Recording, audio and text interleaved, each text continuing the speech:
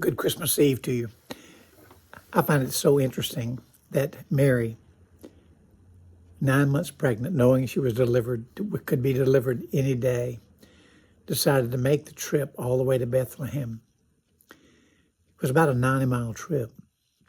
When you get right down to how they had to go and weave and back and forth to get to where they're going.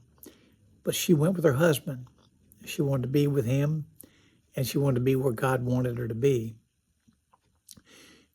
I find it interesting that she was serving God, but she suffered. The pain of childbirth is tremendous.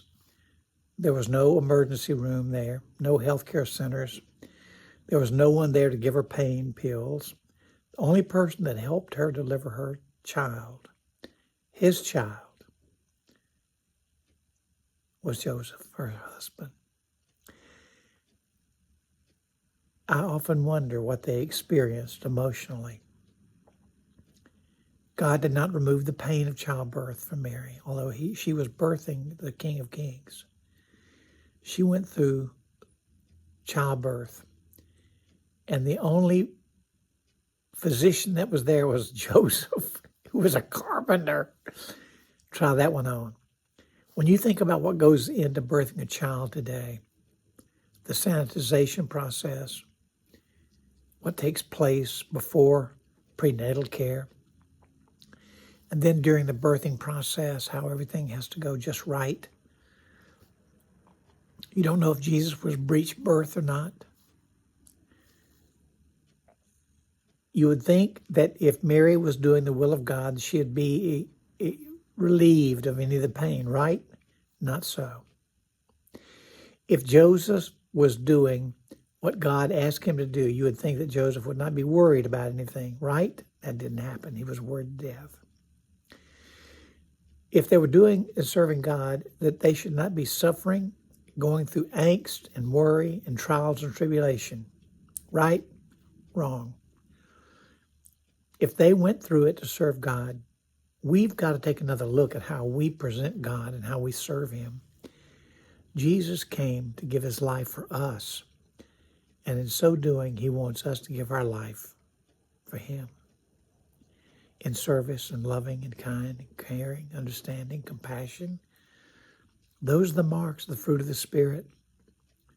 The fruit of birthing a new life. The pains of birth. Nicodemus didn't understand the mystery when Jesus said, if you're going to follow me and know the kingdom of God, you've got to be born again. And Nicodemus literally said, you mean I've got to enter my mother's womb again? And Jesus said, no. He says, you must be born again mentally, emotionally, spiritually, and move in that spiritual arena of growth. When you take into consideration what Joseph and Mary went through, they had to go through the agony, the pain of what you and I experience every day.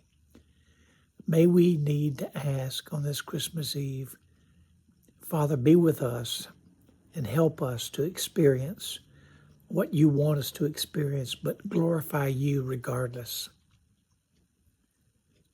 Paul said, I've learned now, toward the end of his ministry, whatever state I'm in, I'm going to praise your name. If I've got money, I'm going to praise your name. If I have a little money, I'm going to praise your name. If I'm broke, I'm going to praise your name. If I'm in good health, I'm going to praise your name. If I'm in bad health, I'm going to praise your name. If I'm living the high life, I'm going to praise your name. If I'm living the low life, I'm going to praise your name. What he's saying is this: whatever state we're in, we must learn to honor God in our faith and act like faithful people, like Joseph and Mary in Bethlehem of Judea. God bless you. Have a good Christmas Eve and a Christmas day tomorrow. I'll see you then.